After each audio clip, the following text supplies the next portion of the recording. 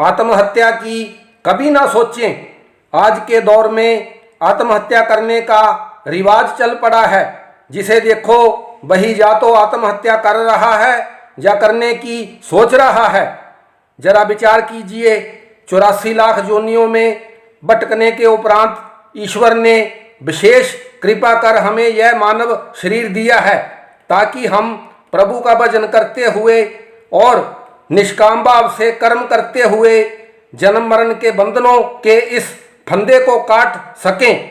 परंतु यह क्या, हम नादान तो अपने गलों में माया रूपी रस्सियां डालकर अपनी अति मूल्यवान जीवन लीला को ही समाप्त कर रहे हैं।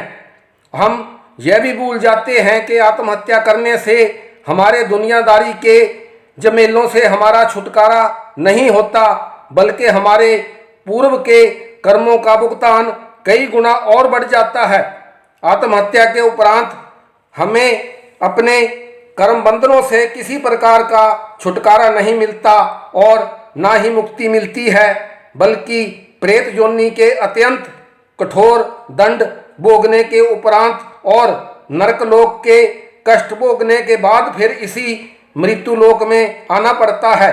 जरा सोचिए, हमारे पूर्व के कर्मों का फल भोग लेने में तो सुख ही सुख है और आत्महत्या करके हमें और हमारे घर वाले और सगे संबंधियों को दुख ही दुख है। इसलिए हे मित्रों, अपने पूर्व जन्म के कर्मों का अच्छा बुरा फल अपनी आयु को पूर्ण रूप से जीकर इसी जन्म में भोग लीजिए और अपनी विवेक बुद्धि की सहायता से नए कर्म बंधनों में स्वयं को मत बांधिए।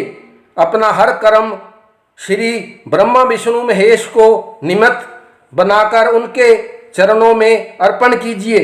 ऐसा करने पर हम सबसे कोई बुरा कर्म होगा ही नहीं, हमारा हर कर्म सदकर्म ही होगा। ऐसा करने के उपरांत हमारा मन आत्महत्या का ख्याल अपने पास फटकने भी नहीं देगा। हमारे लिए यह संसार अति सुनहरा संसार होगा, हमारे लिए शांति ही शांति होगी, सुख ही सुख होगा। इस विषय में एक सुंदर प्रसंग प्रस्तुत है। अपनी गरीबी और लाचारी से त्रस्त एक व्यक्ति आत्महत्या करने के लिए एक नदी के किनारे पहुंचा।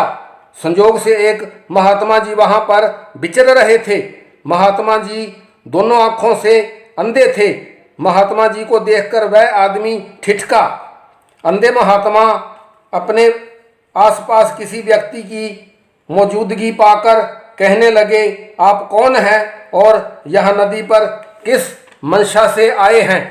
जी मैं बहुत दुखी और लाचार हूँ, इस नदी में डूबकर मर जाना चाहता हूँ। मैं आत्महत्या करने की मंशा से यहाँ आया हूँ। ठीक है, आत्महत्या जरूर करो, लेकिन मरने से पहले अपनी दोनों आंखें मुझे दे जाओ।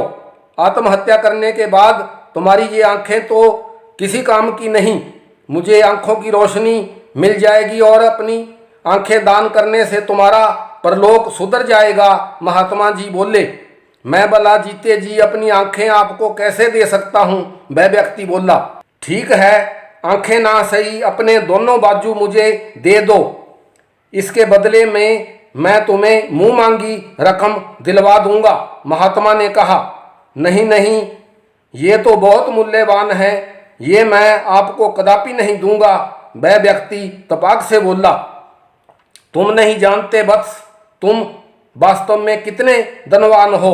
सबसे बड़ा धन होता है निरोगी काया। तुम्हारे शरीर के सभी अंग स्वस्थ हैं, तुम तो दुखी और लाचार हो ही नहीं सकते। तुम केवल अपनी अज्ञानता के कारण ही स्वयं को दुखी और लाचार मान रहे हो। देखो, मेरी दोनों आंखें नहीं हैं, फिर भी मैं स्वयं को कभी दुखी और लाचार नहीं मानता। आत्महत्या के विषय में सोचना तो बहुत दूर की बात है, इसलिए तुम भी आत्महत्या का विचार त्याग दो और नई उमंग से अपने जीवन को जीने के ढंग की खोज करो। जहाँ चाह होती है वहाँ राह होती है।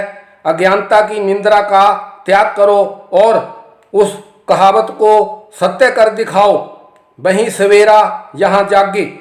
महात्मा जी ने कहा, आप धन्य हो महाराज, आपका कथन एकदम सत्य है। आपने मुझे नया जीवन प्रदान किया है। मैं सदा आपका ऋणी रहूँगा। अब कभी भी आत्महत्या के बारे में कोई विचार अपने मन में नहीं आने दूंगा।